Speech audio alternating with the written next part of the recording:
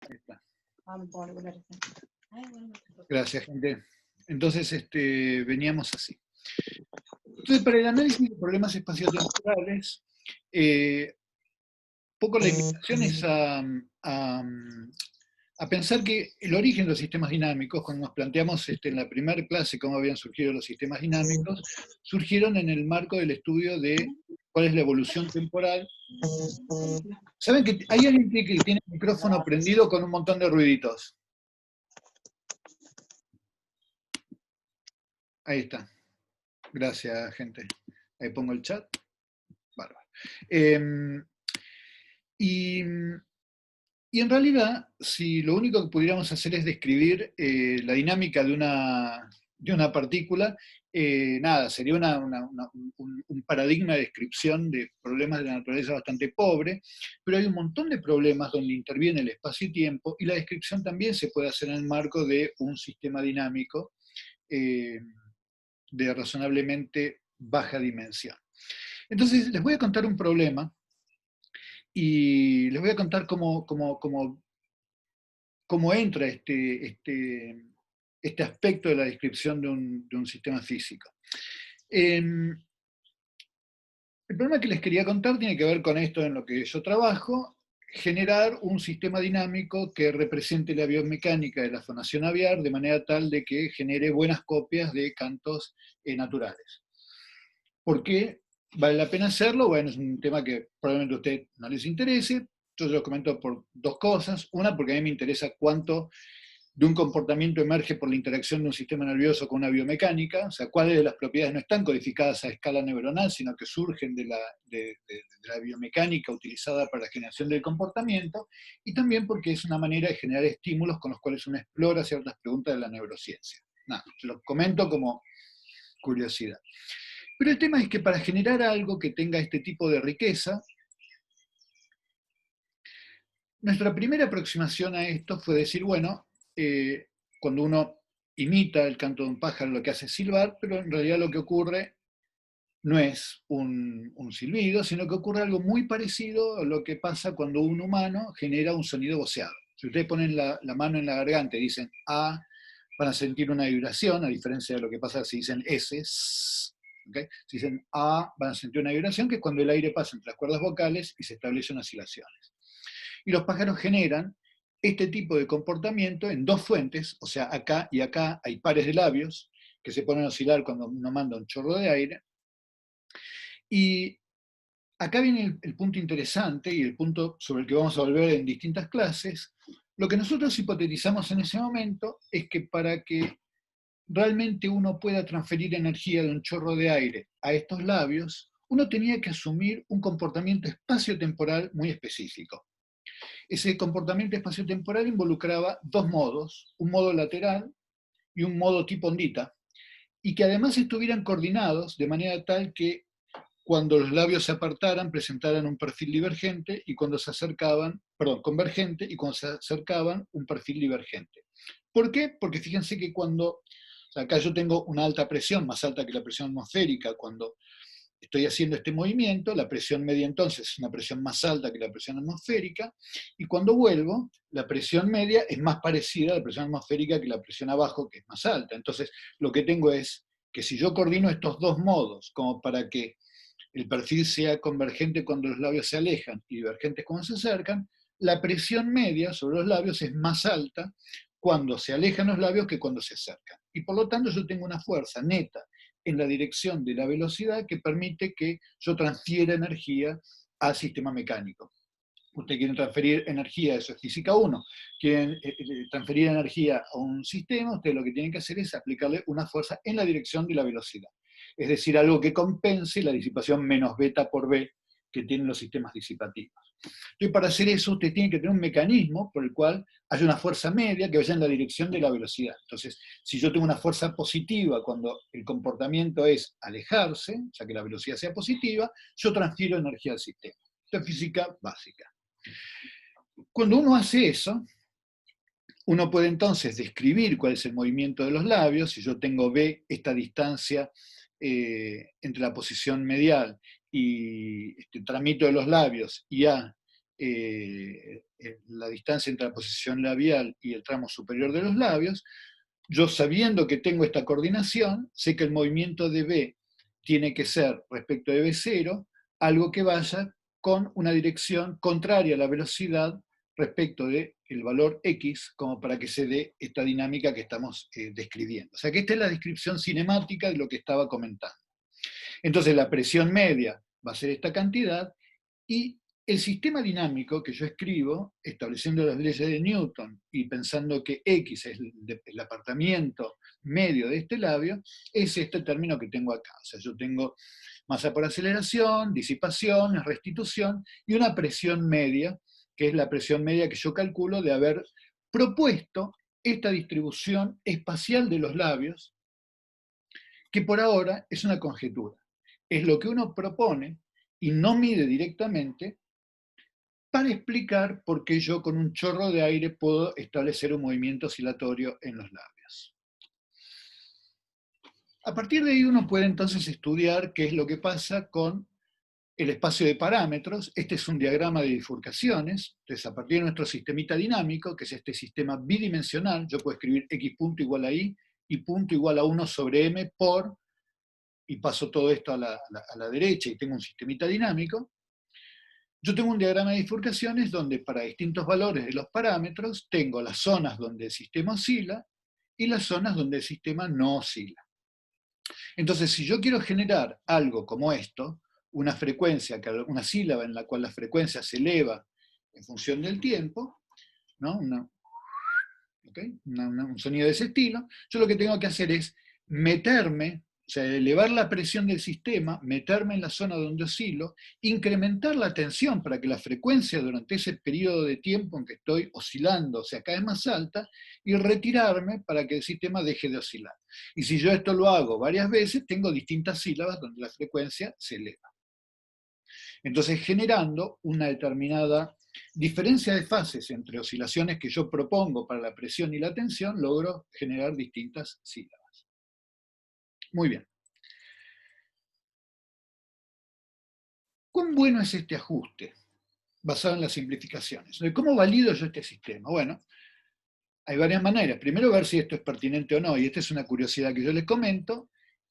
Hay una zona del cerebro que tiene en el telencéfalo, que es donde, digamos, de donde salen los forzantes de la actividad motora y a donde llegan, digamos, inervaciones del sistema auditivo. Ese núcleo se llama HBC, donde hay neuronas espejo, o sea, neuronas que intervienen en la producción del canto y son activadas cuando el bicho es estimulado acústicamente. Entonces, esas neuronas son extremadamente selectivas al canto propio. Si yo le mando el canto del propio animal, esas neuronas se activan. Pero si les mando el canto, un estímulo de un canto con específico, esas neuronas no se activan para nada. Entonces, si uno les manda el canto propio y un canto sintético, uno ve que las neuronas se activan. Pero uno puede hacer otros métodos de validación, ¿no? Bueno, proponer entonces, a ver, si yo estoy proponiendo que la presión y la tensión tienen una diferencia de fase, puedo ir y medirlas, cosas que nosotros hacemos. Pero bueno, son todas mediciones indirectas. Hasta hace muy poquito no había mediciones directas de cómo se movían estos labios cuando una ave fona. Y hace poquito un amigo mío que trabaja en Dinamarca, con Elements, pudo hacerlo.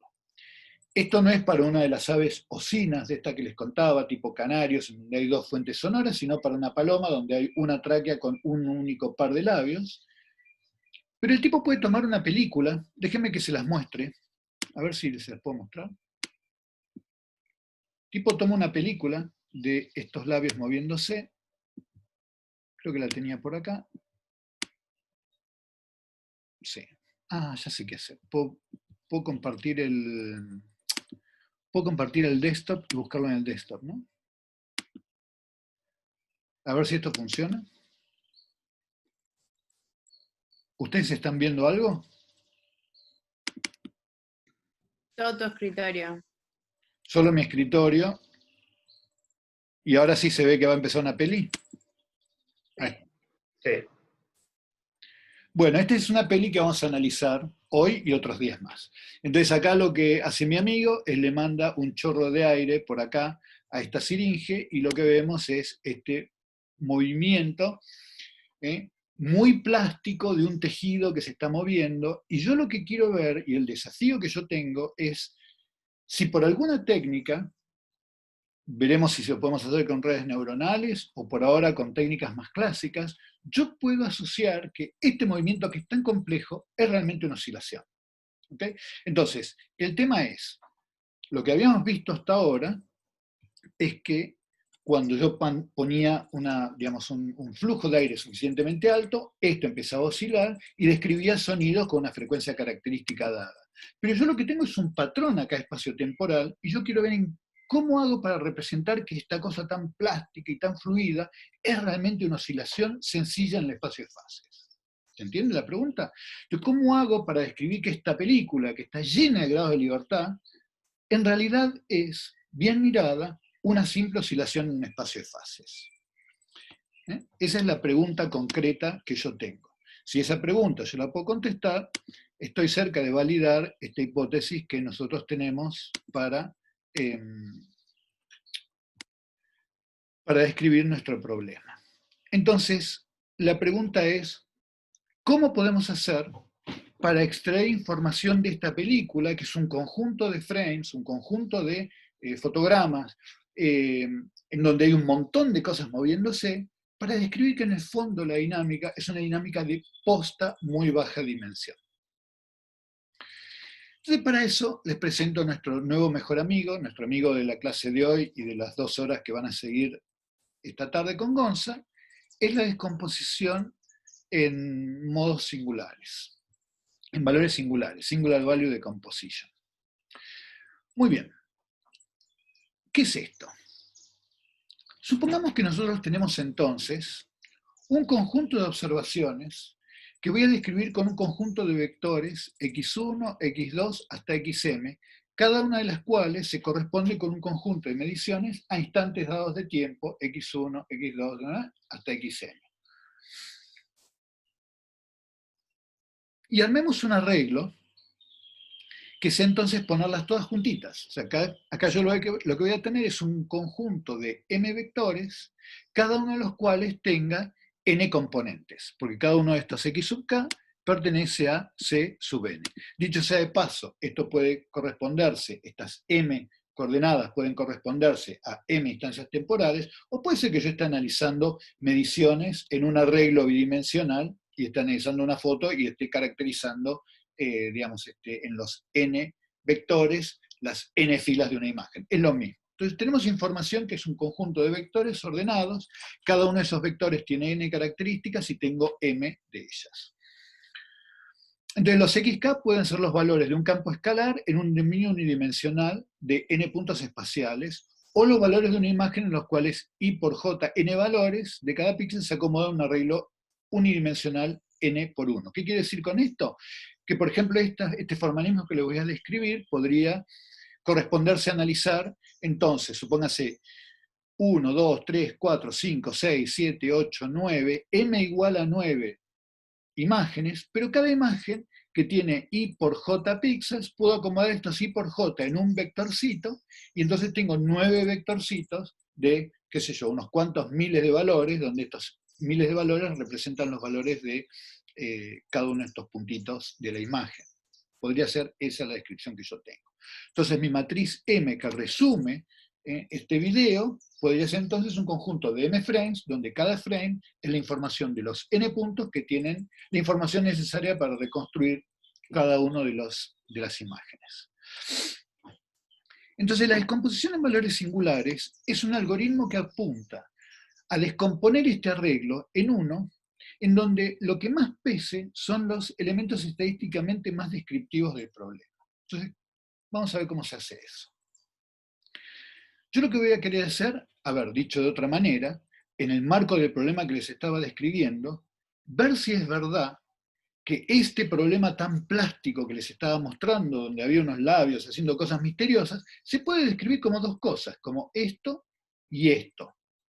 O una buena descripción podría ser en términos de esos movimientos. Entonces ustedes ven un movimiento muy complejo y quieren decir, bueno, si yo lo quiero simplificar un poquito, ¿con cuántos modos, con cuántas estructuras coherentes yo puedo representar aproximadamente a mi imagen complicada.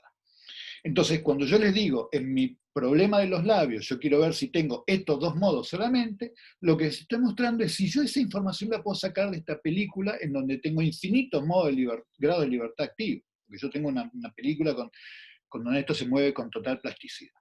Muy bien.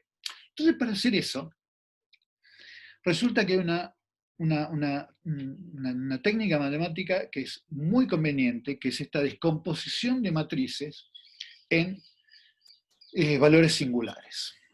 Esto es un resultado de álgebra que ustedes seguramente han visto, que es que en principio toda matriz X de C de n por m, o sea, si tengo una matriz compleja de n por m, siempre la puedo descomponer como el producto de tres matrices. Una matriz U unitaria, una matriz sigma, que ahora voy a decir cómo es, y una matriz B estrella, también unitaria. Entonces, U es una matriz de n por n, B es una matriz de m por m, son matrices unitarias, o sea, U por U estrella y U estrella por U son la identidad. Sus columnas son ortogonales y sigma es la matriz que tiene entradas no negativas en la diagonal y cero en las otras entradas. ¿Esto qué quiere decir? Si ustedes, por supuesto, si esta matriz X fuera diagonalizable, estas son la U y la B estrella y sigma, la matriz diagonal a la que ustedes llegan. O sea, como ustedes hacían en álgebra, digamos, en álgebra 1, los procesos de diagonalización de las matrices, si las matrices eran diagonales, llegan a descomponerlas de esta manera, U, B estrella y sigma, donde sigma es una matriz diagonal. Pero cuando ustedes tenían matrices que no podían diagonalizarse, entonces no llegaban a ese resultado. Pero a lo que siempre llegaban era una descomposición de este estilo, donde sigma tiene un conjunto que es una matriz con elementos solamente en la diagonal y después ceros en otros lados. Esto lo pueden hacer siempre, ¿ok? Entonces va de vuelta. Si ustedes tienen una matriz de m por n, siempre la van a poder descomponer en una matriz de n por n unitaria, una matriz que es un cachitito, este pedacito que es una matriz diagonal, acá van a existir m valores y el resto van a ser 0, y acá vamos a tener una matriz de m por m. Entonces esto es n por m, es n por n, otra vez n por m y m por m. Como esto es 0, muchas veces uno de la matriz U toma solamente el pedacito que va a ser pertinente acá, o sea, tiene un conjunto de modos acá va a haber un conjunto de modos que son los m, que son pertinentes, y acá tenemos esta matriz que es diagonal. Esta descomposición se puede hacer siempre, y yo lo llamo cariñosamente el peor es nada de la diagonalización. Cuando vos podés diagonalizar, te sale esto y sigma es la matriz diagonal. Cuando no, cuando haces el proceso de intentar diagonalizarla, te quedas trabado en algún lugar, te quedas trabado en esto. Y eso lo puedes hacer siempre. Pero lo copado de esta descomposición, lo que es interesante, es que es una aproximación óptima de rango R. Quiere decir que si yo ahora agarro y digo, bueno, esta es la decomposición real que yo tengo del problema, pero yo voy a agarrar un subconjunto de acá, y yo ordené previamente a estos sigmas como para que estos autovalores sean tales que están ordenados de manera tal que vayan decreciente a decreciente. Entonces yo ahora quiero hacer una aproximación con dos modos. Si yo tomo la aproximación en donde tomo estos dos valores distintos de 0 y todo el resto 0, lo que tengo es una aproximación que es óptima respecto de cualquier otro arreglo que tenga dos modos. Es decir, yo tengo una manera algorítmica de generar buenas aproximaciones de mi matriz X de m por n. No hay manera de hacer una descomposición con dos modos que sea mejor que la que se corresponda a tomar dos elementos distintos de 0 acá en esta matriz, todo el resto 0, y tener dos vectorcitos acá U y dos vectorcitos acá B estrella. No hay mejor descomposición, al menos en el sentido de cuadrados mínimos. Entonces yo puedo aproximar a mi matriz X sombrerito como el U sombrerito, sigma sombrerito, B sombrerito conjugado, donde acá lo que voy a tener es el truncado de la matriz sigma con tantos elementos como yo tenga. Entonces, lo que acá estoy escribiendo es eso, es la aproximación en forma explícita. sigma 1, sigma 2, sigma r se corresponden con esos valores que aparecen en la diagonal de sigma. U1, U2, UR se corresponden con esas columnas de U de las que estábamos hablando hace un ratito, U1, U2, etcétera, hasta UR. Y estos B, estrella 1, 2, 3 hasta R, se corresponden con estas filas que tengo acá, B1 estrella, B2 estrellas, etcétera, BR estrellas. Entonces, cada vez que yo hago una aproximación considerando, por ejemplo, este término que tengo acá, quiere decir que yo hago el producto de 1 por B1 estrella, generando una matriz de M por N, porque yo tengo un vector de N por 1, multiplicado por 1 de 1 por N, y por lo tanto tengo una matriz de M por N, multiplicado por este sigma 1 que tengo acá, y eso sería la mejor aproximación posible en términos de cuadrados mínimos con un modo para mi matriz X. Ahora, si yo meto dos modos, fíjense, el segundo modo de vuelta es un vector, que sería la segunda columna de U, multiplicado por el segundo autovalor que tengo acá, que es sigma 2, por la segunda fila que tengo acá. Al hacer ese producto externo, lo que tengo es, de vuelta, una matriz de N por M, y lo que yo tengo es que si yo aproximo a mi matriz X por estos dos elementos, tengo la mejor aproximación con dos modos posibles para la matriz X. Y así puedo seguir hasta considerar todos los R's y tengo exactamente una igualdad. Pero en principio yo puedo hacer una aproximación con R valores, digamos, de mi problema y tengo la mejor aproximación posible. Entonces acá tenemos a la matriz X, siempre la puedo descomponer con este sigma completo, este B completo y este U completo, pero si yo decido hacer una aproximación, con ese número de modos no voy a tener mejor aproximación que considerando los primeros términos de haber ordenado esto en forma decreciente. Y esto corresponde a un truncado. Este elemento que tengo acá se llama reminder, y corresponde entonces a esos elementos que yo voy a tratar de no tener en cuenta. Entonces el desafío que yo tengo, entonces, es, si yo tengo este problema espacio-temporal muy complicado, justificar o encontrar un modo como para justificar por qué yo de todos los elementos que voy a tener acá, distintos de cero, tengo alguna racionalidad para elegir algún subconjunto que represente de algún modo la dinámica global. Muy bien. Entonces, la idea de esto es llevar a cabo esta descomposición, que siempre se puede hacer, y ver si tengo una racionalidad, un criterio que me permita decir, sí, la verdad es que tendrás todos estos modos activos, pero hay un subconjunto que son mucho más significativos. Por ejemplo, tengo una diferencia cualitativa. Entonces, para que vean cómo funciona esto, acá lo que voy a hacer es operar no sobre un video, sino sobre una imagen. Ahora yo decido que mis R valores sean los valores que parametrizan a las coordenadas X, mis N valores van a ser los valores que parametrizan a mis distintas filas, y entonces yo lo que voy a hacer es tomar esta imagen, que es una matriz de M por N, y voy a hacer eso. Voy a hacer una descomposición en valores singulares y voy a probar qué ocurre si yo trunco a un número finito de modos. Entonces voy a agarrar mi matriz de M por N. Si esto es, yo no me acuerdo acá cuánto era, 2000 por 1500. Si esto es 2000 por 1500, tengo 2000 filas acá y 1500 columnas. Entonces cuando yo haga esto, yo lo que voy a tener es una matriz de 2000 por 2000, una de 1500 por 1500, y esto es 2000 por 1500. Es una guasada total. Pero fíjense que este pedacito va a tener entonces 1500 elementos. Yo necesito, para recuperar posta mi imagen, 1500 autovalores. ¿Ok? Pero esto siempre lo puedo hacer.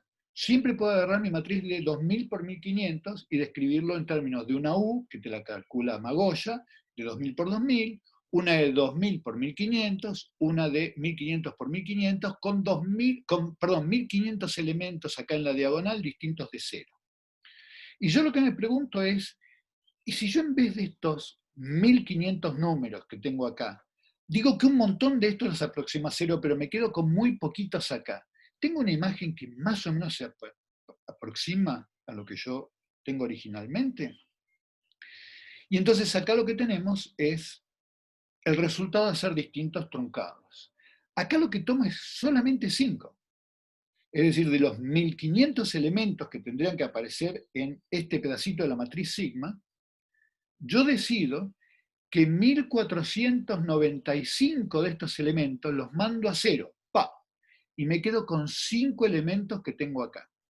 Y ahora, en vez de reproducir esto multiplicando una matriz de 2000 por 2000, por 2000 por 1500 y 1500 por 1500, voy a tener 5 vectorcitos acá, 5 numeritos acá, y acá 5 vectorcitos. Y la imagen que obtenemos, y en medio de una porquería es, pero igual se nota que es un perrito, ¿no? Yo, sin anteojos, no sé si la veo tan distinta a la imagen original. Pero lo interesante es que ustedes meten 20 nada más, y ahora estamos tomando 1480 igual a 0, y solamente 20 distintos igual a 0, y el perrito ahí aparece muy razonable. Ni hablar si no meto 100, ahora estoy poniendo 1400 elementos iguales a 0, 100 distintos de 0, con el valor original, y lo que obtengo es al perrito recontra bien representado. Entonces, en ese sentido, es que yo podría haber elegido decir, ya, y si en vez de tomar los primeros 100, tomo cualquier otro 100, y no, te va a dar una porquería. Esto es óptimo en términos de tomar los primeros 100 modos. Vos tomás los primeros 100 modos y tenés una aproximación en términos de cuadrado mínimo, que es la mejor respecto a cualquier otra aproximación de 100 modos. ¿Está bien? Ahora, pregunta. ¿Cómo corno se calculan estas cosas? Porque como se darán cuenta, calcular esos U's y esos B son cosas recontra difíciles. Entonces déjenme que voy a prender la luz acá. Déjenme un segundito.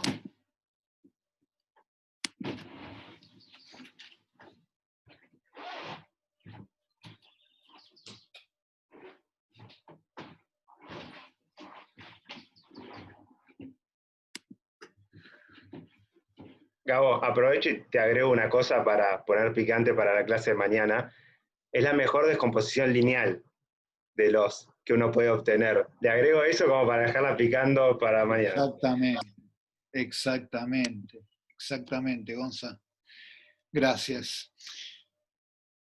Hacemos un mini spoiler, porque esto no está totalmente descolgado de lo que venimos hablando de redes neuronales y cómo procesar imágenes. Así que bueno, nada.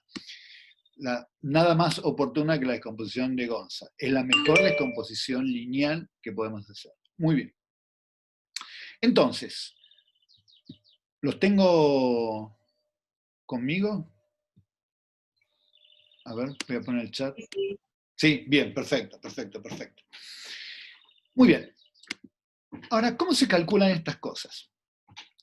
Entonces, fijémonos, nosotros podríamos agarrar esta matriz X, que es una matriz que tenemos, son las matrices de los datos. Es la foto del perrito o son la colección de los 9 frames que corresponden a esta peliculita, donde cada uno de los vectores representan los I por J, valores de los píxeles de la imagen puestos en un vector. Entonces, esta matriz puede ser tanto una foto posta o una colección de fotos que se corresponden a un video, donde ahora mandé en una columna a todos los valores de los píxeles I por J. ¿Se entiende? Entonces, X son los datos, ya sea porque es una película o porque es una foto. Esto tenía 2500 por 1500, o en el caso de nuestra película, si tenía 9 frames, eran 9 multiplicado por el I por J necesario para representar a cada uno de los frames. Y yo puedo calcular el X por el X estrella. El X estrella es el X conjugado traspuesta, ¿no? Esa matriz es una matriz enorme, porque si esto era de 2000 por 1500, esto es de 1500 por 2000, esto es 2000 por 2000. La X estrella por X es más gauchita, porque esta es de 1500 por 2000, 2000 por 1500, esta es de 1500 por 1500.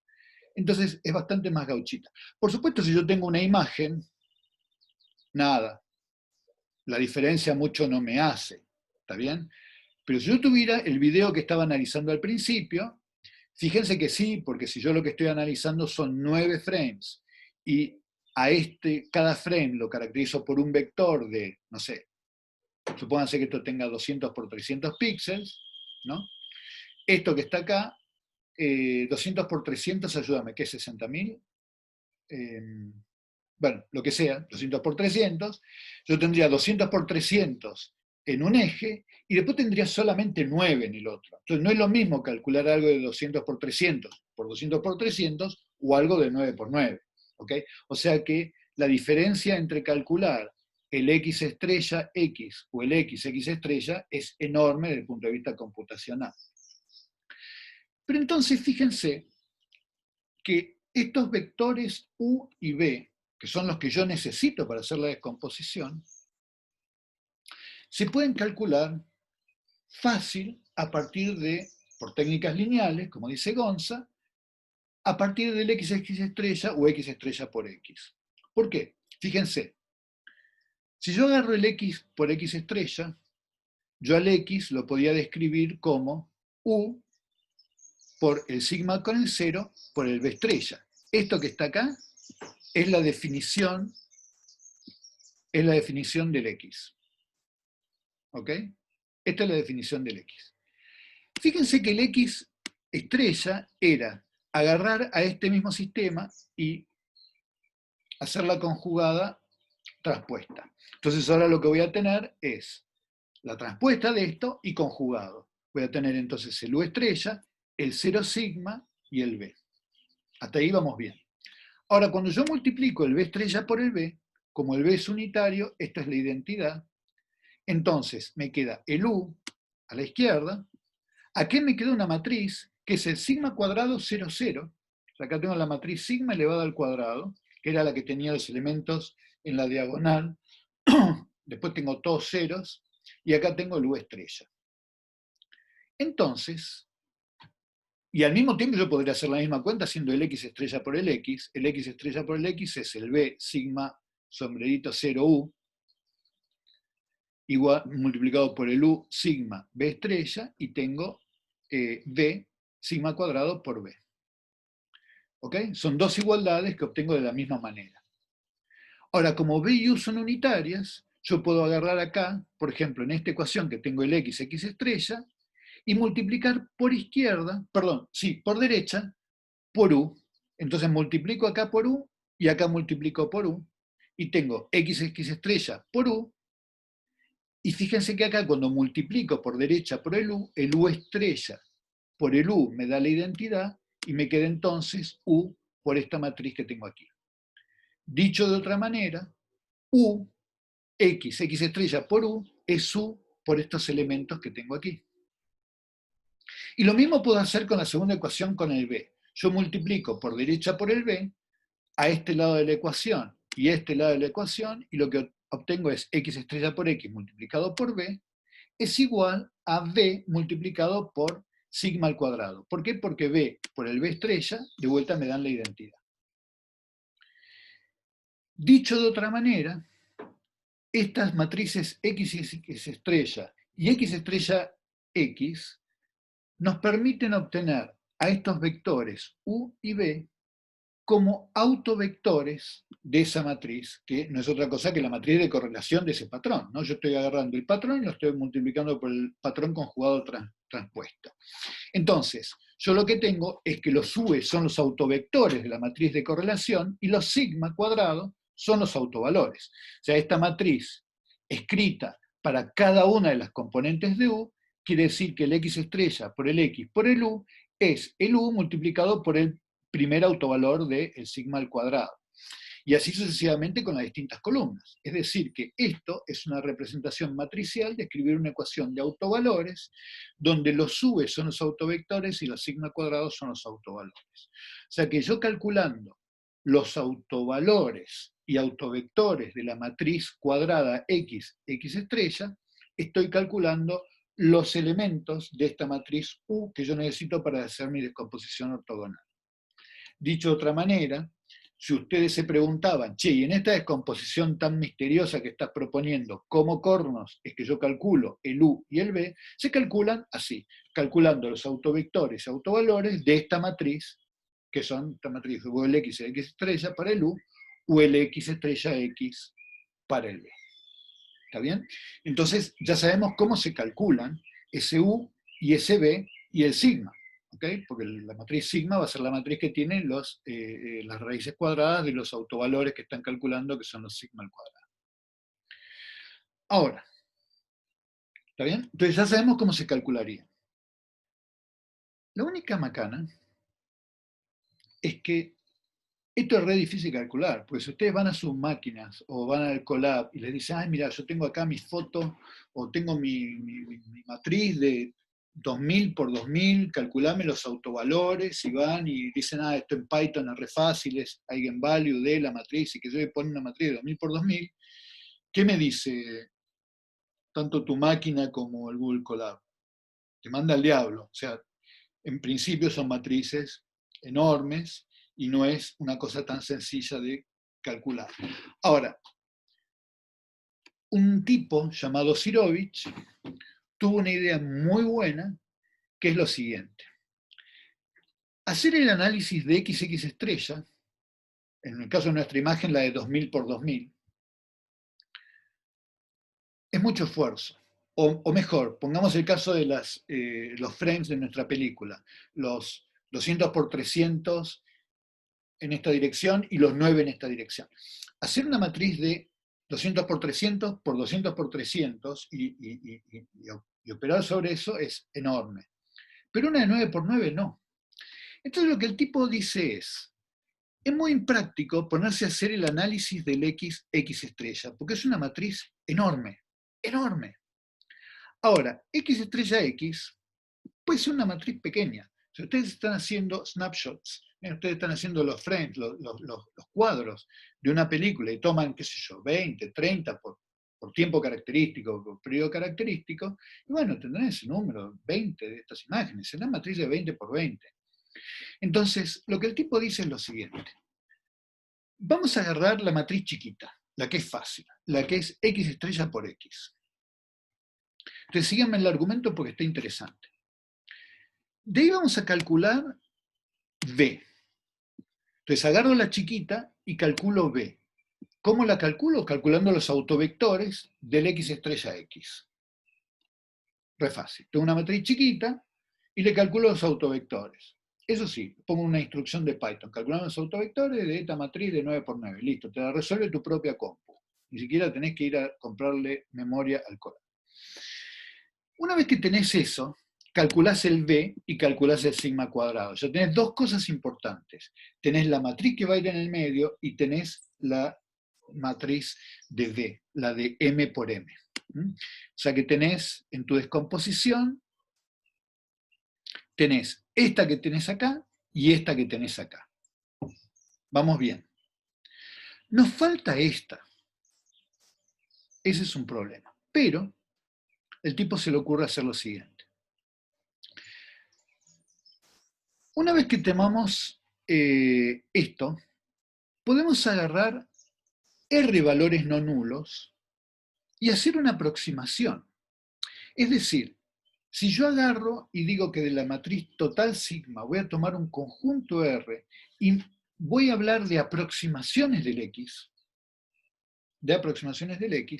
yo sé que si yo tomo solamente R valores del sigma, nosotros vamos a tener una aproximación del X, que no es exactamente el X, sino es lo que correspondía, ¿se acuerdan? Haber tomado acá este subconjunto distinto de 0 y forzarlo a 0. Entonces, ahora, yo lo que puedo hacer es una muy buena aproximación al X, que es considerar este pedacito de la U por esto y por esto. Yo sé que esto va a ser cierto. Todavía no sé cuánto vale este U sombrerito. Yo todavía no los tengo esos valores. Pero sé que voy a poder obtener una buena solución aproximada del X como este U, sombrerito que todavía no conozco, por el sigma que he truncado en R valores, por el B. Ahora, yo puedo agarrar y de acá despejar el U, porque agarro el X, lo multiplico por el B a la derecha, imagínense, acá multiplico por el B y por el B. El B estrella por el B me dan la identidad. Después multiplico por el sigma a la menos 1. Entonces multiplico por el sigma a la menos 1. Y el resultado es haber despejado cuánto vale U. U va a valer X multiplicado por derecha por el B, multiplicado por derecha por el sigma a la menos 1. ¿Todos me siguieron con este paso? ¿O alguien quiere que lo repita? ¿Vamos bien? Va bien. Buenísimo. Genial. Igual se me ocurre que, aunque sean de esas cuentas, que por ahí están pensando más en Maradona que en esto, todos nos quedamos tranquilos que cuando se sienten lo van a entender. O sea, no hace falta entenderlo ya, pero es el tipo de cosas que la música a uno le suena que cuando se siente lo va a entender, ¿no? Bueno, entonces, yo con esto lo que logro hacer es plantear que es posible calcular de esta manera la aproximación al U. Entonces,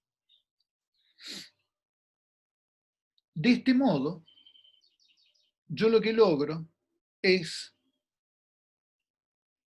poder calcular cuáles serían los vectores necesarios en el U, teniendo en cuenta que no es exactamente el U, sino que es una aproximación. Es una aproximación. Muy bien. ¿Para qué sirve calcular este conjunto de estructuras coherentes, estos vectores U que nosotros tenemos acá? Muy bien. Uno de los grandes, digamos, objetivos es poder llevar a cabo una proyección de mi física que está siendo descrita o que va a tener que ser descrita por un problema continuo en un problema truncado. Es decir, yo tengo un problema que en principio es esta película, que requiere un montón de modos, y yo quiero proyectarlo, yo quiero tener en cuenta solamente dos modos. Acuérdense, yo quiero pasar de toda esta película plástica a estos dos moditos en donde estoy caricaturizando las cosas. Muy bien. Esto es medio esencial, porque si, de vuelta, si la teoría de sistemas dinámicos solamente fuera apropiada para describir, ¿cómo se llama? La dinámica de una partícula, sería recontra pobre. Pero la idea es que yo puedo proyectar problemas que están descritos por ecuaciones diferenciales agregadas parciales de este modo. Entonces, ¿cómo hacemos para hacer esa proyección? Muy bien. Wow, esta clase es de las clases largas. Monza, voy a tomar un mate. Mientras tanto, si quieren preguntar, yo venía con un montón de embale, pero Falta. Pero hay que hablar seguido de todo esto un rato largo. Bueno, entonces, ¿se entiende cuál es la...? Sí. ¿Alguien quiere preguntar?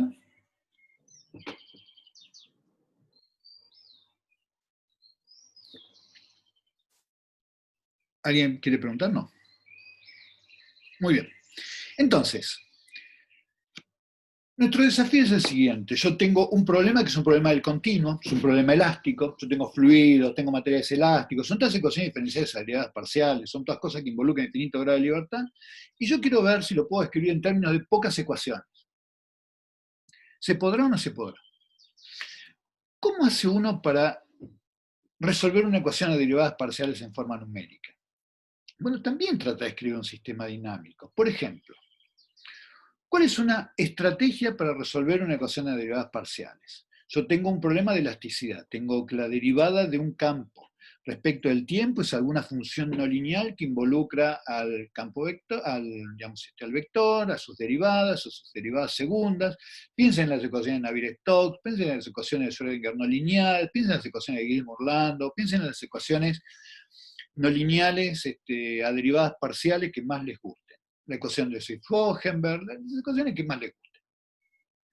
Entonces, cuando uno quiere resolver esto numéricamente, existen, por supuesto, muchos métodos. Usted tiene una materia hermosa sobre métodos.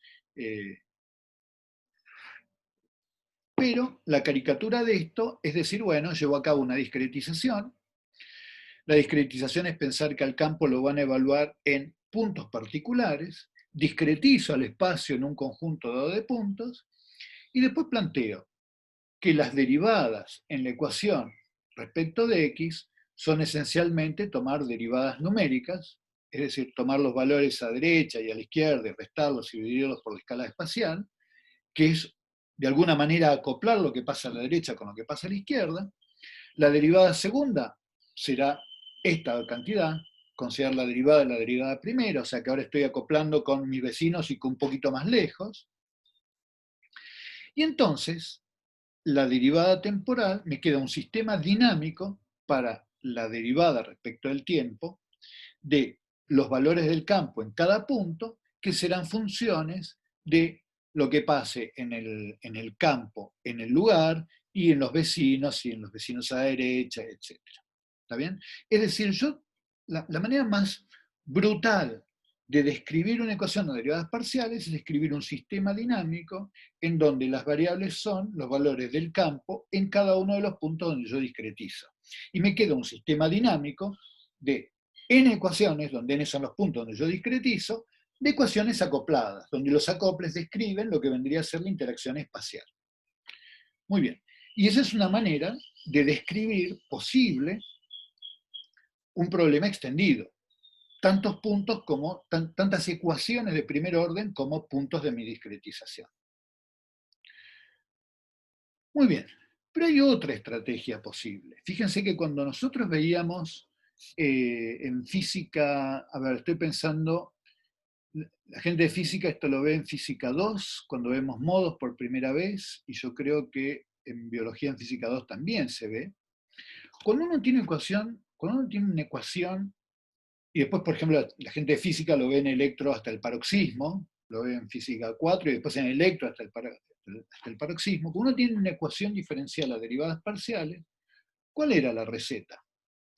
La receta era decir, bueno, yo propongo que una función del espacio-tiempo va a ser expresable como el producto de dos cosas, una función que depende del tiempo y una función que depende del espacio. No proponía la separabilidad. Y entonces escribía una ecuación diferencial para la parte espacial, descubría el concepto de modos espaciales, y después lo que hacía era escribir las ecuaciones diferenciales para las funciones que acompañaban a esas partes espaciales. ¿Se acuerdan? Uno agarraba la ecuación lineal, proponía un producto de funciones espaciales y temporales. ¿Se acuerdan que pasaba dividiendo las partes espaciales y las partes espaciales? ¿No? Y uno tenía que las derivadas respecto al tiempo de dos funciones tenían que ser igual a las derivadas respecto al espacio de dos funciones, y eso solamente podía ser cierto si todo eso fuera igual a un número. Y así resolvíamos las ecuaciones de los modos. Entonces, inspirado en esa idea, uno puede plantear que para un problema extendido no lineal, también es posible plantear que hay un conjunto de estructuras espaciales, que intervienen en la descripción de un problema espacio-temporal y que es estudiando la evolución temporal de las amplitudes de esas estructuras espaciales que uno va a recomponer el espacio. Entonces, el problema está en quiénes son esas estructuras espaciales que uno necesita para describir un problema. Y ahí tenemos un montón de lecciones, porque nosotros podríamos pensar, bueno, a lo mejor este problema es un problema que está cerca de un umbral y puedo aproximar los modos por los modos estables o inestables, lineales, de la aproximación lineal del problema. Y puedo intentar describir este problema en términos de esos modos. Déjenme contarles el final de la historia. Si ustedes intentan eso, terminan con sistemas dinámicos de dimensiones enormes. Si ustedes tienen un problema en el planeta Tierra y tienen un remolino porque tienen un huracán que está acercándose a la Florida y lo quieren describir en términos de los modos convectivos del viento sencillos respecto a la ecuación de Navier-Stokes en una esferita y demás, van a tener que poner 300 millones de modos. Ahora, si ustedes les preguntan, ¿che, hay una estructura coherente acá? Sí, hay un remolino, eso lo sabemos todos. Entonces, lo que uno intenta es describir para la ecuación a derivadas parciales la dinámica en términos de estos modos que son los autoestados que uno obtiene empíricos del problema, los autoestados que uno obtiene por la técnica de Singular Value Decomposition. Y esos modos se llaman estructuras coherentes y que en un sistema particular, aún no lineal, acá teníamos viento circulando a toda velocidad entre estos dos labios y hacían un movimiento flapping muy lejano a un problema lineal, pero el número de modos a lo mejor es un número reducido de modos que están interviniendo. Entonces la idea es que una estrategia posible para proyectar una ecuación a derivadas parciales en términos de modos es tomar no modos lineales de una aproximación de la ecuación diferencial, sino modos empíricos, los modos que representan la mayor cantidad de energía posible en un patrón espaciotemporal y que se obtienen por Singular Value Decomposition. Entonces uno ahora puede agarrar en la ecuación diferencial original que describía mi problema dinámico, en esta que está acá, que es una ecuación diferencial a derivadas parciales, por ejemplo en el problema este que yo les estaba contando, la ecuación que describe la elasticidad y la ecuación que describe las ecuaciones de Navier-Stokes, uno puede agarrar esas ecuaciones, que son ecuaciones en derivadas parciales, y proyectar en los modos empíricos que yo saco de una película. ¿Ok? ¿Cómo se hace eso? Es una pavada. Yo agarro los modos y los calculo, como les lo conté recién, diagonalizando matrices y aproximando. O sea, es una pavada, en técnicas lineales. Entonces yo agarro esos modos, que son los vectorcitos U, que ya saben calcular ustedes, diagonalizando una matriz, los meto acá,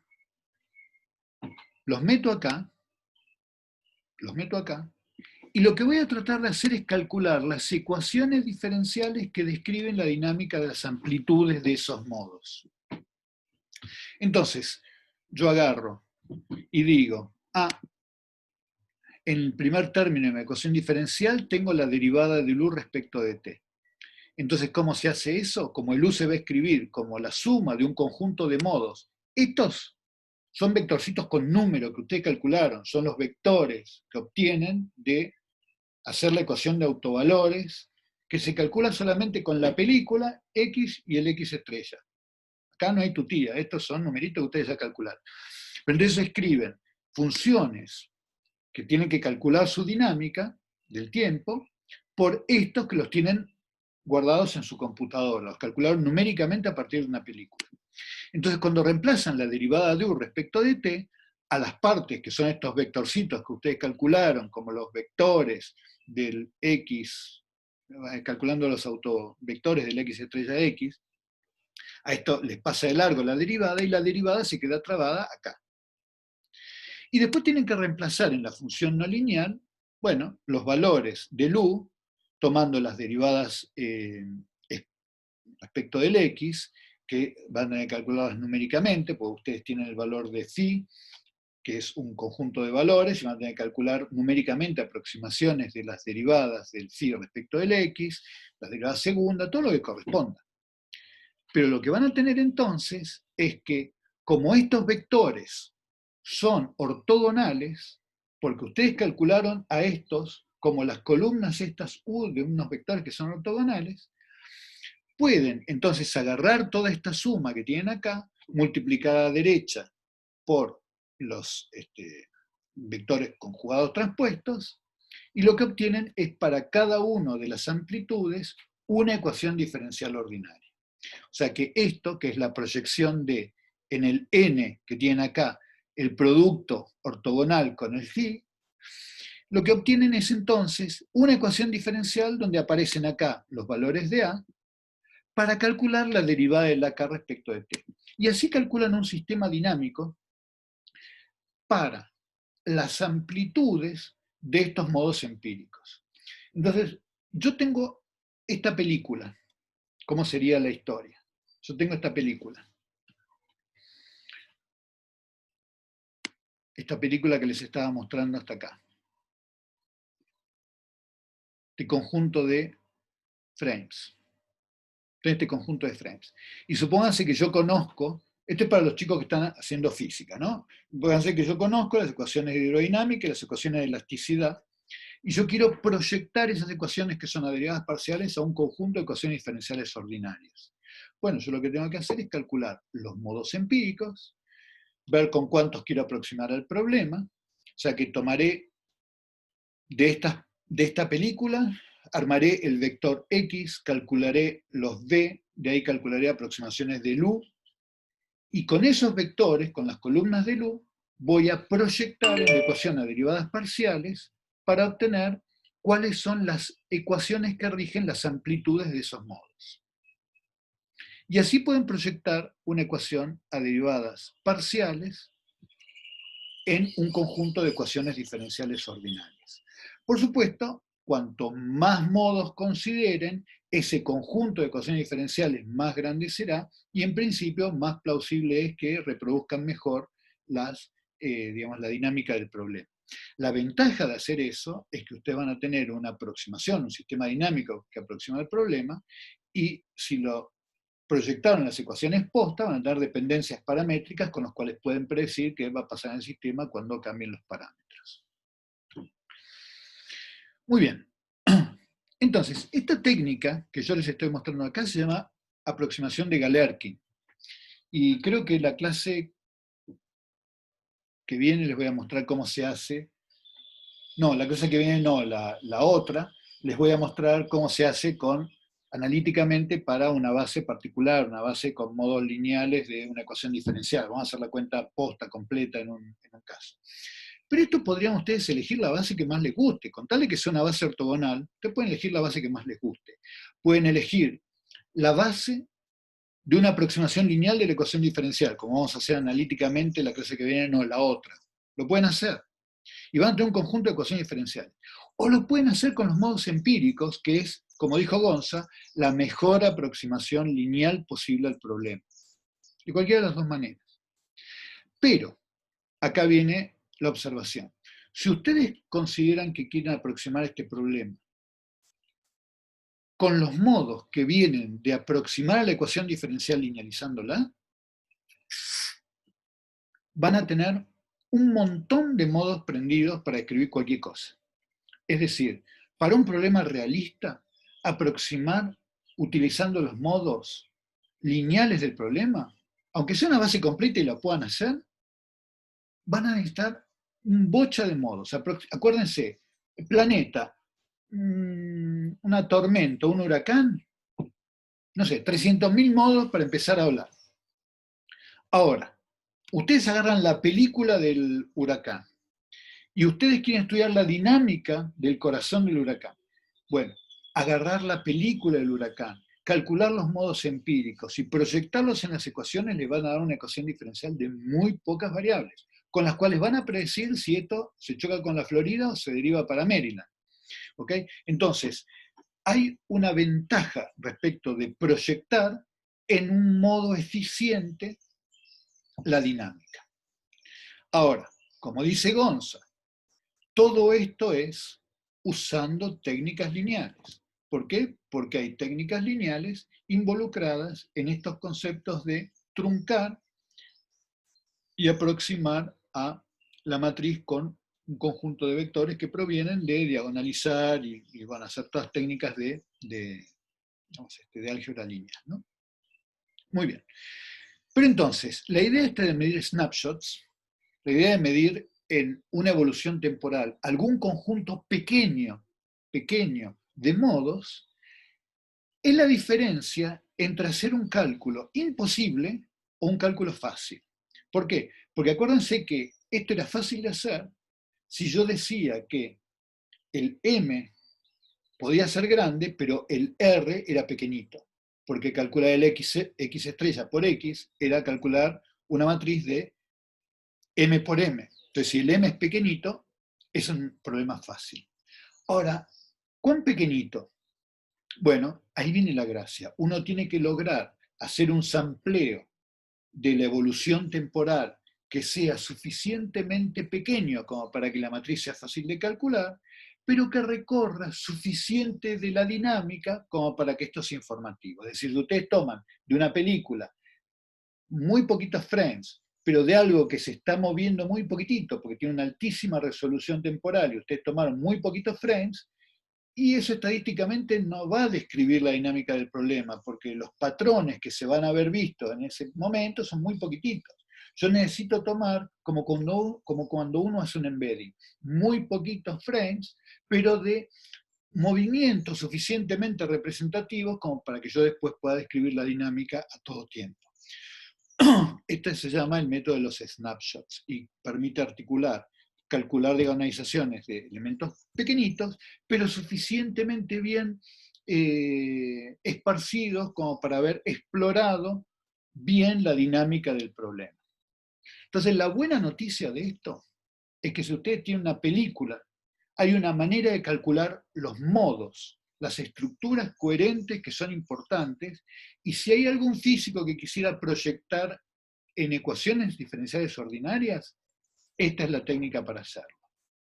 Cuando yo estoy hablando de qué es proyectar en pocos modos, es de toda esta película rarísima que tengo, ver si esta aproximación de poner esta caricatura de dos movimientos es suficiente o no.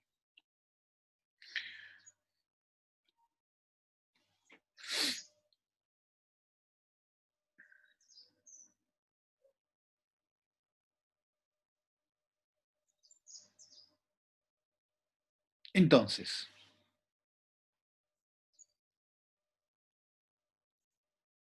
vamos a repasar un poquitito. Tomamos nuestra película, que es un vector, una matriz que tiene un conjunto de elementos que se corresponden a K mediciones temporales. Y en cada medición temporal tengo, mis mediciones del campo. Con eso me armo una matriz que tiene N, que es la resolución del el campo medido en el espacio, por M, que son los snapshots que yo tomo. Entonces, en cada columna tengo el conjunto de N mediciones que constituyen la késima medición UK. Las M mediciones pueden ser las mediciones durante una serie temporal de mediciones. Por supuesto, si la resolución espacial es más grande que el número de mediciones, entonces tenemos una matriz alta y flaquita. ¿Okay? Y entonces ahora podemos aplicar esta técnica que estuvimos discutiendo. El X siempre se podría escribir con una matriz U completa, por una matriz sigma y por la matriz B.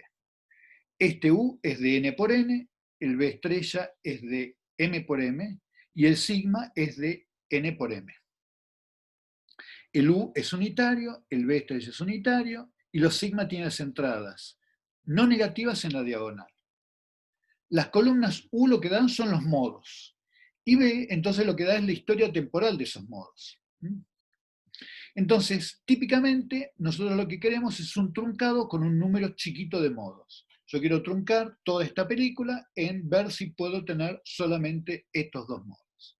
Entonces, lo que quiero es aproximar a mi matriz X por un U, que va a ser un subconjunto de la matriz U, un sigma, que va a tener un pedacito de la matriz sigma original, y B, que va a tener solamente ese conjunto R de vectores. Entonces, la matriz U la vamos a aproximar por este U con tilde, que es el conjunto de las primeras R columnas de esa matriz U. Y lo que queremos hacer es plantear que el campo va a ser un conjunto de amplitudes por esos vectorcitos que tenemos acá. Y entonces, este A ahora pertenece a R a la R, Y es el coeficiente dependiente del tiempo con R componentes que corresponden a los R modos espaciales que yo tengo. La ecuación diferencial de los X va a ser la proyección, acá tenemos a la ecuación diferencial escrita como la parte lineal más la parte no lineal, y acá tenemos la ecuación como queda proyectada. Esto es solamente para el que quiere escribir la ecuación diferencial ordinaria.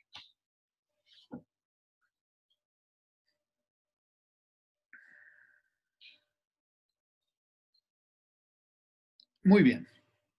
Hoy a la tarde, ¿qué no me contar? Hoy a la tarde van a ver con Gonza, es hoy que vemos, ¿no? Singular value, Gonza. Hoy hacemos singular value sobre ese ejemplo que está mostrando vos. O sea, eso mismo. Buenísimo. Sobre este ejemplo. Entonces, para ver cómo se calcula esto, nosotros lo que queríamos hacer es, en este curso, lo que nos planteamos con Gonza cuando decidimos hacer este curso es que queríamos dos cosas. Primero, que tuvieran una idea del pantallazo general, y después una cosa bien concreta, por si lo quieren utilizar post a posteriori. Entonces, la buena noticia de todo esto es que así es un montón de información, así sea un montón de información. La buena noticia es que calcular estas cosas numéricamente, postas, son muy accesibles. Es decir, calcular, por ejemplo, en Python, la matriz U, la matriz sigma y la matriz B, es tan fácil como llamar a un paquete que ya no viene escrito, donde uno le pasa la matriz y en principio te devuelve, ya sea el U, el S o el B, o esto truncado si uno dice cómo lo quiere truncar. Entonces, estas estructuras son más o menos sencillas. Déjenme contarles un poquitito qué ocurre cuando uno proyecta en esta película que les estamos mostrando en un conjunto finito de modos. Entonces, acá lo que tenemos es el resultado de agarrar, entonces, estas matrices, calcular los autovectores y a través de los V, calcular cuál es la evolución temporal de cada uno de esos vectores.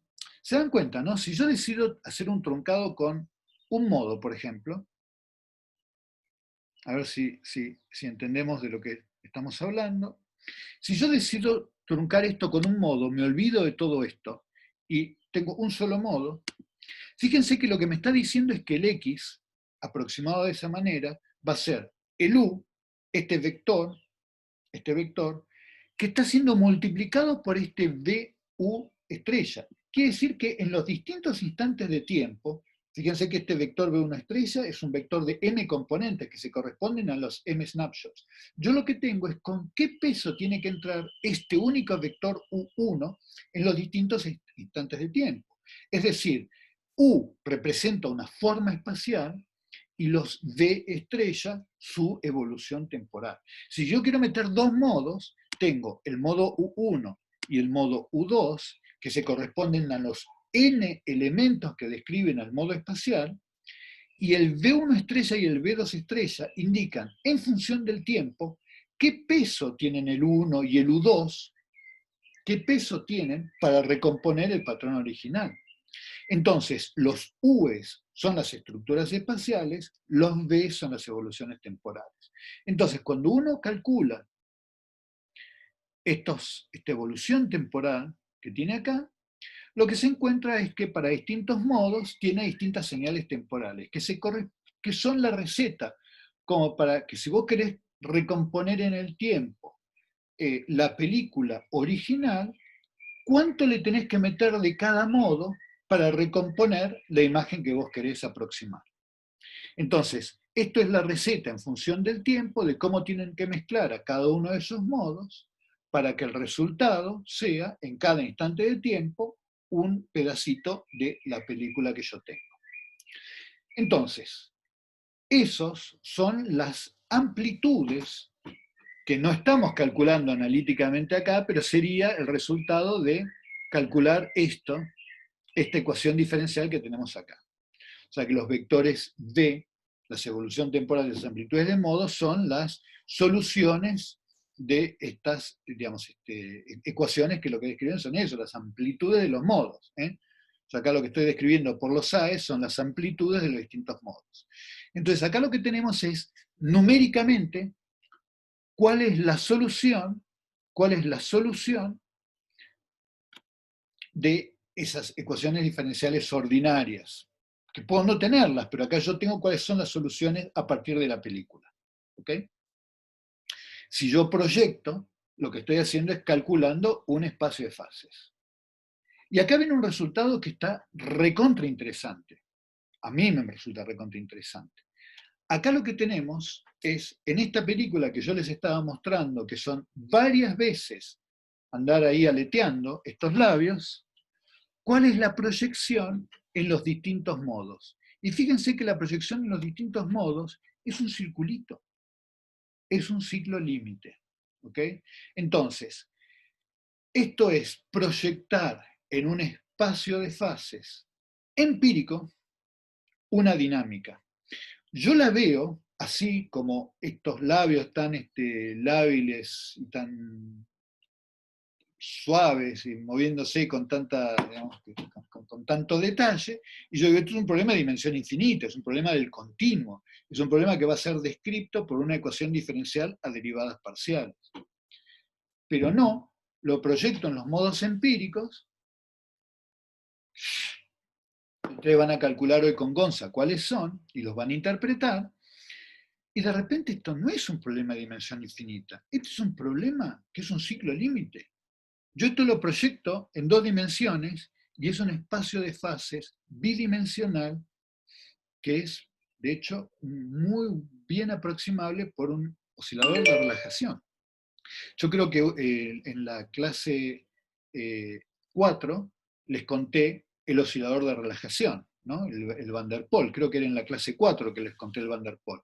El Van der Pol es una ecuación que es muy parecida a esta. Esta ecuación es muy parecida al Van der Pol. La única diferencia es que el Van der Pol, cuando, a ver si lo puedo dibujar, en el Van der Pol, ¿se acuerdan? Lo que teníamos era una ecuación diferencial donde teníamos una nuclina, y la dinámica lo que hacía era proyectar así, venir así, venir así, venir así, etc. Y esta función en rojo era una función que era, creo que era mu por x menos mu por x más x cubo sobre 3. ¿No? Esa era la ecuación de Van der Pol que nosotros habíamos calculado. Esta que tenemos acá es una ecuación recontra parecida, lo único que está diseñada para que sea un poquito más violento el tema de la pinta que tiene esta función no lineal. Entonces, el sistema se comporta exactamente igual que un Van der Pol, lo único que la forma es un poquitito más violenta. Y si uno hace algo que vamos a aprender a hacer en las últimas clases de este minicurso, uno puede calcular cuánto valen los coeficientes alfa, z0, m y b y c en esta ecuación diferencial a partir de estos datos. O sea, uno proyectó lo que le tiene que dar las soluciones y se va a fijar si este es un buen modelo o no para estos datos. Y fíjense que es un modelo increíble. Esto es algo que está haciendo una estudiante del laboratorio que se llama Josefina Catoni, que está fiteando este modelo a partir de proyectar estas ecuaciones y viendo si una ecuación diferencial de muy baja dimensionalidad es una buena aproximación o no. Y estos son 2 modos, pero posta que son 2 modos, es el modo 1 y el modo 0. Y esta es una ecuación diferencial, pero más pavota no existe, ¿ok? Y fíjense que esta dinámica tan continua y tan compleja de la película que estábamos viendo recién, en términos de estructuras coherentes, se describe en términos de 2 ecuaciones diferenciales ordinarias. Entonces, no es verdad que un sistema dinámico sirva para describir una partícula puntual, ¿ok? sujeta a la ley de Newton. Yo puedo tener un problema recontra difícil de un pájaro que le estoy inyectando aire un montón y tengo los labios que hacen cualquiera, y ese cualquiera no es cualquiera, es una dinámica de muy baja dimensión proyectada en un par de modos.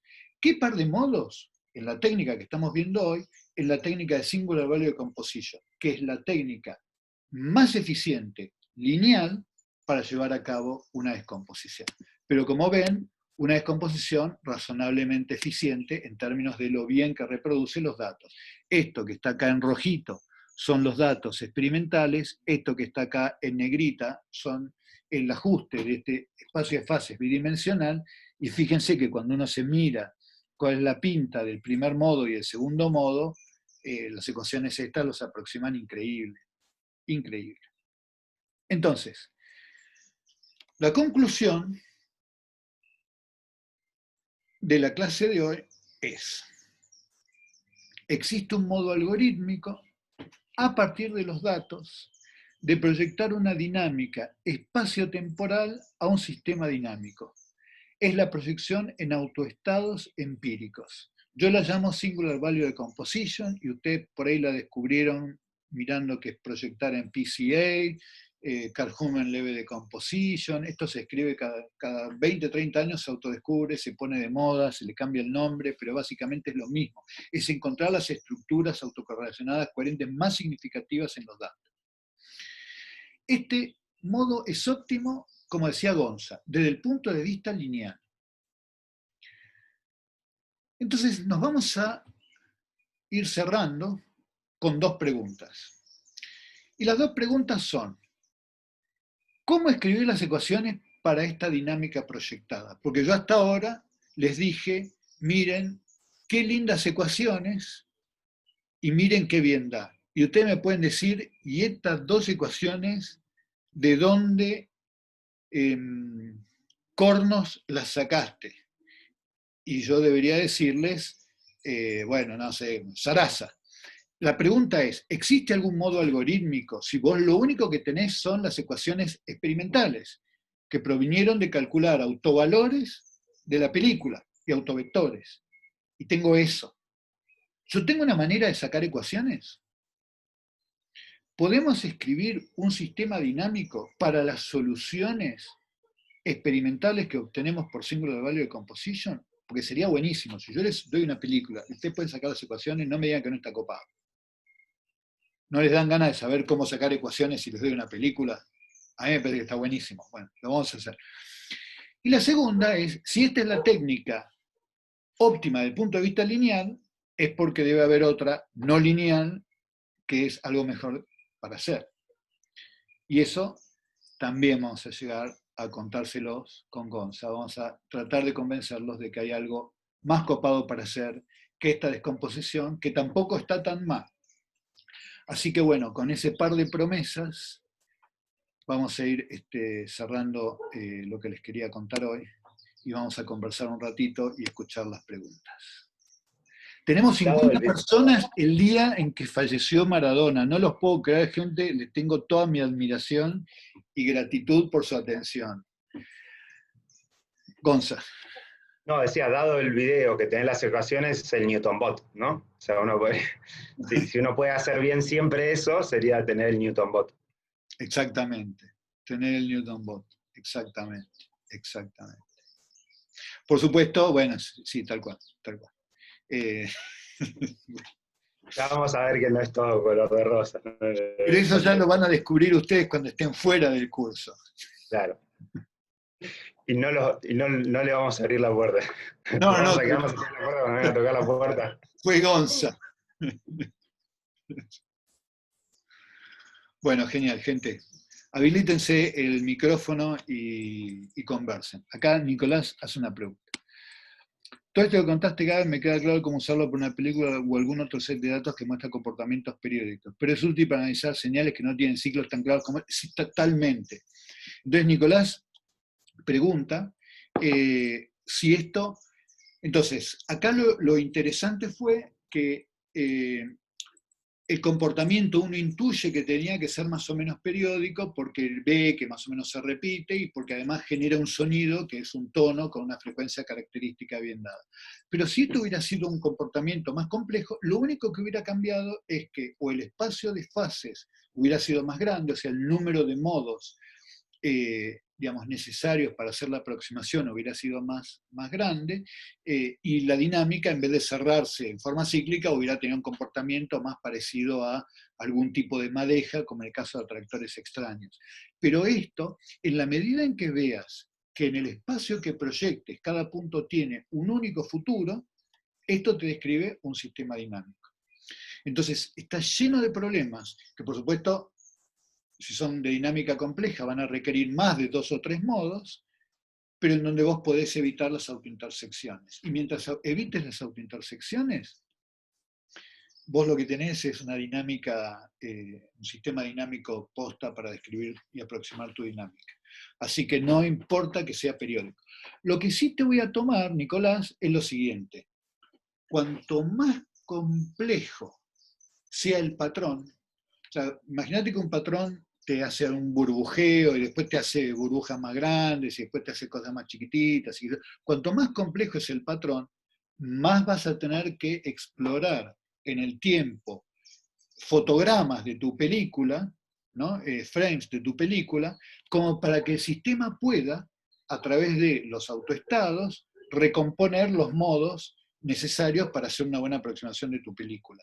Entonces lo que sí puede ser es que si vos tenés que esto burbujea por acá, después te hace una gran burbuja, después te pierde energía por acá y demás, vas a tener que tomar un montón de snapshots, y cuantos más snapshots tengas que tomar, más grande va a ser la dimensión de la matriz pequeñita que tenés que diagonalizar, y más grande es la cantidad de modos que vas a tener que preservar. Entonces, típicamente lo que vos haces es, haces esto empíricamente, ordenás los autovalores de sigma cuadrado y te fijas cuántos tenés que tomar como para que la cantidad de energía representada sea una cantidad significativa del total. Y recién cuando esto se va aplanando es que vos dejás de tomar modos. Entonces, si la dinámica, en vez de ser periódica, es caótica, de dimensión alta, probablemente tengas que tomar más modos, la dimensión del espacio de fase sea más grande, y bueno, todo eso te va haciendo el problema progresivamente más complejo. Pero la técnica la podés extrapolar independientemente de la dinámica.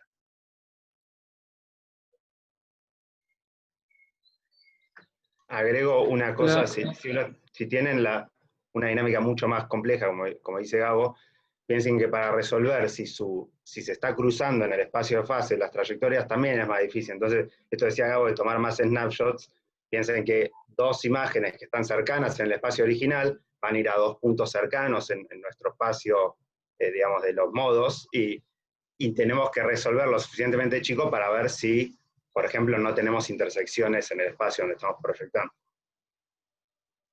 Tal cual. Acá eso dice, bancame, Germán, un segundito, que justo estaba. Si la ecuación de derivadas parciales que describe el sistema es lineal, si el singular value de composition es el más óptimo, o las técnicas no lineales siguen siendo mejores en esos casos. En esos casos, el singular value de composition te va a dar, no vas a ganar respecto de técnicas lineales, y la ecuación diferencial es lineal, eso. Igual déjame que lo piense un cachito más, pero yo creo que si tu ecuación diferencial ya es lineal, no vas a ganar respecto al singular value de composition. Eso es lo que me surge decirte, déjame que la piense un cachito más y mañana capaz que te doy una mejor respuesta. Germán, perdóname. Sí, está. Gracias. Muy, muy clara la clase. Quería saber, ¿probaron estimar la dinámica, pero con más de dos variables? Más de dos. Antes había graficado en el espacio de fase las primeras 3 componentes, pero después calcularon solo con 2. Cambiaba mucho con 3 y fiteaba mucho mejor. Mira, lo estamos haciendo ahí lo estamos haciendo con Juli, pero básicamente lo que pasa con el tercer modo es que el tercer modo queda muy correlacionado muy esclavizado, es un poco lo que discutíamos justamente con vos el otro día, queda muy esclavizado a los otros, o sea, vos podés escribir una función de los anteriores que te describe al siguiente modo. Entonces, vos no ganás mucha información al respecto. Suponete que proyectando bidimensional es un círculo, con el tercer modo es como que vos vas recorriendo el círculo como con una media luna, o sea que vos podés poner una función cuadrática de la fase y está esclavizada la dinámica de los anteriores. Entonces es como que no te enriquece nada. Vos podrías decir que escribís la ecuación diferencial de los dos primeros y la dinámica del tercer modo es simplemente una función de los dos primeros. Entonces no te enriquece la dinámica, tal cual. ¿Y cuán similar quedaron estas ecuaciones respecto de su modelo original? Cuando arrancaste la clase, propusiste algún modelo de primeros principios, y cuán diferente era. Re interesante esa pregunta. Bueno, básicamente el mecanismo en términos de los modos está buenísimo, pero yo puse una no linealidad en el modelo que había construido, que era x cuadrado y acá lo que sale de los datos es que la no linealidad justamente tiene que ser esta más violenta que te estaba mostrando. O sea, hay una corrección en el término no lineal de saturación respecto a la que yo había propuesto al principio. Así que sí, te ayuda a corregir el modelo. Exacto. Buenísimo, gracias. ¿Qué tal, Gabo? ¿Cómo estás? ¿Qué haces? Buenísima la clase también, coincido. Por un lado, o sea, tenía dos dudas. Una la respondiste con el transcurso de la clase, que era si los autovectores tenían significado, y quedó clarísimo. Pero después comentaste sobre que se pueden, si tenés unas ecuaciones diferenciales, un sistema de ecuaciones diferenciales, lo podrías proyectar sobre esta base empírica. Ahora, ahí me entra la duda que siempre me entra cuando escucho que hablan de sistemas dinámicos, y es esa de que uno no mide todas las variables y mide lo que puede medir. Digamos, cuando vos tenés tu sistema de ecuaciones diferenciales, lo estás describiendo en cierto tipo de variables que no necesariamente son las que vos podés medir. Y tu base de autovectores y autoestados y modos normales de la base empírica van a estar en las variables medidas, ¿no? ¿Estoy entendiendo bien? Claro. O sea que esa proyección podría no ser completa, si, ¿no? O no, digo, veo cierto tipo de compatibilidad ahí y quizás en el aire no la termino de dilucidar, pero...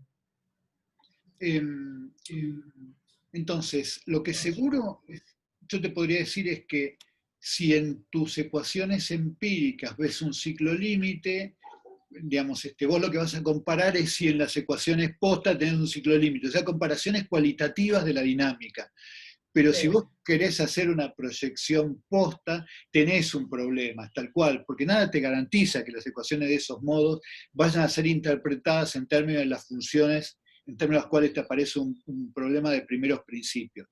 Estoy 100% de acuerdo. Vos lo que vas a buscar es cosas, si tenías una oscilación de relajación en tu modelo, si te aparece una oscilación de relajación, o sea, acuerdos más cualitativos. Es el mismo tipo de descripciones que uno apunta cuando trata de hacer un embedding, digamos. Exactamente, exactamente. En este caso particular, o sea, en este caso particular yo de alguna manera tengo una suerte, que es que la variable que es más fácil meter en todos lados para generar sonido y que yo es X, que es la amplitud de uno de los modos, entonces ahí yo juego con ventaja. Para mi sistema dinámico yo acá juego con ventaja, es mi problema, pero en general va a pasar lo que vos decís. Okay. Y el acuerdo tiene que ser cualitativo en el espacio de fases. Es muy difícil mapear a las variables posta del problema, tal cual. Claro, esa parte es la que me veía realmente complicado si no quisieras una proyección tal como lo decís, salvo que no tenga acceso realmente a las variables. Es así como lo estás diciendo vos. Sí, tal cual. Esa parte no hay manera de zafar. Sí. ¿Hago una pregunta? Obvio. Y no sería, o sea, no valdría la pena, en vez de meter directamente la película como las series temporales, medir cosas de ahí y hacer algunas series temporales que de hecho vos ya tenés una idea, por ejemplo, decís, yo quiero ver esta pared cómo se mueve. Entonces, no sé, traqueas la pared y haces una serie temporal de ahí y vas a, digamos, vas a ahorrar mucho computacionalmente y vas a eh, direccionar un poco tus modos para dónde quieres que salgan, ¿no? Bueno, mira, me encanta esa pregunta, porque de alguna manera, digamos, o sea, es posible, y no solamente es posible. Dame 2 minutos que te trato de buscar una cosa para que veas hasta qué punto. A ver. Ay, no sé, no, me va a llevar un poco más de 2 minutos. Pensé que lo iba a poder hacer más rápido. Pero hace mucho tiempo, cuando yo era muy joven, mucho tiempo, yo era profesor en Europa y trabajaba en un laboratorio de fluidos y teníamos un problema convectivo en donde el patrón convectivo tenía un parámetro de orden que cambiaba y lo que yo hacía era medir ese parámetro de orden digamos, de las fotos. Y de algún modo es lo que decís vos, ¿no? ¿Por qué no preprocesás una variable que te sea significativa y te generás algo que ya sea razonable para tu modelo? Yo estoy interpretando eso. Bueno, esa es la gran diferencia. Entonces, es totalmente plausible, pero esa es la gran diferencia entre un data-driven science o lo que se hace típicamente en inteligencia artificial, lo que se trata de hacer con redes neuronales, respecto de otras maneras de hacer ciencia. Pretender o plantearse si es posible que esa jerarquización de importancia de modos o características para describir un problema emerjan solamente a partir de los datos. Entonces, tiene ventajas y desventajas respecto a lo que vos decís. En lo que vos decís, vos agarrarías y ya sabrías que las variables que vas a estar calculando de los datos son significativas, porque vos es lo que querés representar, lo medís, y es lo que se llama hacer el diseño ingenieril de una feature. Yo agarro y digo, esto va a ser sensible, y proceso eso. Y la gente que te describe desde el punto de vista de data science las cosas, te dice, yo no quiero pensar a priori. Yo quiero meter esta película entera y que, qué sé yo, qué es lo significativo o no, se las arregle la red. Que la red me construya los filtros, que la red me construya esta jerarquía de cosas. Y después yo la miro y si puedo la interpreto. Estoy caricaturizando las cosas, pero lo que vos estás planteando se usa un montón y es un poco la antítesis de lo que se busca en una ciencia derivada por datos, en inteligencia artificial o en redes neuronales. Tiene ventajas y desventajas.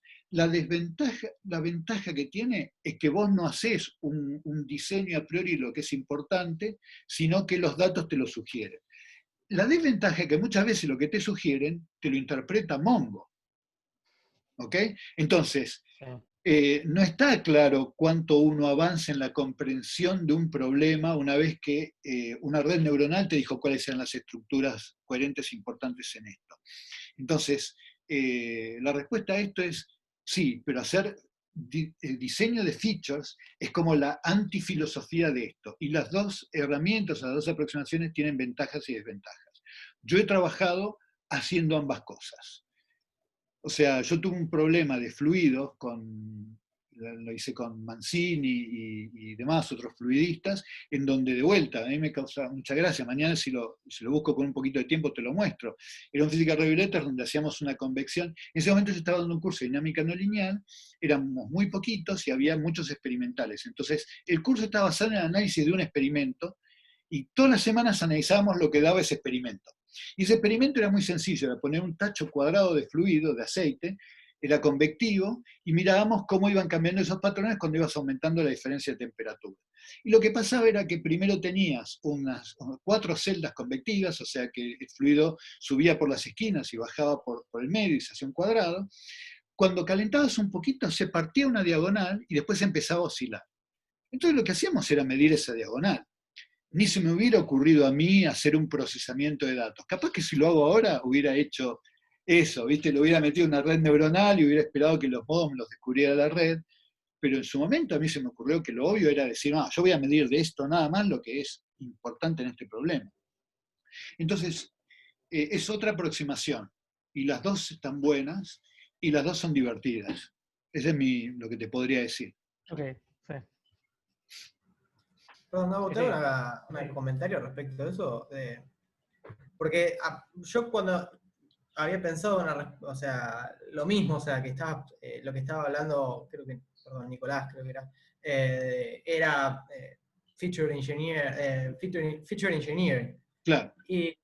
Pero para mí feature engineer también tenía una componente como que está en el medio de las dos cosas. O sea, una cosa es salir del feature, o sea, conseguir el feature a partir de primeros principios, pero también, por lo que yo toco de oído de data science, hay mucha, o sea, el feature sale también por parte de los datos. Por ejemplo, en clasificación, cuando tenés un clasificador que no es lineal, lo llevas a través de alguna transformación, lo mapeás para construirte un feature que se pueda clasificar de manera feliz. Y eso de alguna manera sigue siendo como un data driven, pero... Totalmente, totalmente. Mira, es más, si vos me permitís, yo te diría que hay un mito, ¿viste esos mitos de conventional wisdom en donde, o esos clichés como el que yo acabo de decir, en redes neuronales, esto te lo da la red? Pero en realidad hay mucho más feature engineering oculto en la preparación de los datos de lo que la gente le gusta reconocer. Un ejemplo típico es esto cuando yo te decía, viste, el reconocimiento de los distintos chingolos con el sonograma. Creo que en las primeras clases le mostré chingolos. ¿Y quién te dijo a vos que para caracterizar el sonido alcanza a calcular un sonograma con tal precisión como para que solamente sean las frecuencias fundamentales? Entonces, cuando yo decido que la imagen va a ser un sonograma donde lo que muestro es la frecuencia fundamental, estoy haciendo un feature engineering previo a meterlo en la red y que la red diga cómo eso lo va a procesar. Entonces, es verdad, hay cosas que no son variables de primeros principios, pero en la manera en la que yo preparo los datos, hago más feature engineering de lo que me gusta reconocer típicamente. Entonces, es tal cual, Axel. O sea, yo creo que uno está muy acostumbrado a decir, en Data Driven Science, digamos, uno no hace data engineering, lo descubre en las redes, pero en la preparación de los datos y en el bias de cuáles van a ser las fichas que uno mete, hay un montón de procesamiento previo. Porque generalmente no son variables de primeros principios. No lo podrías haber descrito mejor. Uno nunca dice, bueno, de primeros principios yo tengo el campo de velocidad, de los desplazamientos. No, mentira, uno dice, bueno, es la diagonal de este cuadrado. Y ahí está metiendo un feature design. Así que bueno, hay una amplia gama entre primeros principios y que la red neuronal te defina cuáles son las características para escribir un problema. Hay una gama en el medio donde uno hace feature engineering, aunque no lo confiese. Es verdad, es verdad. Uno en la preparación de los datos mete un montón de prejuicio y de diseño. Tal cual.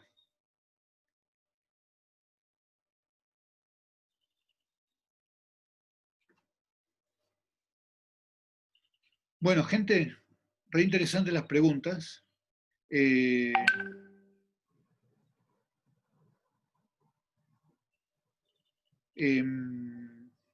No sé si hay alguna otra o algún comentario.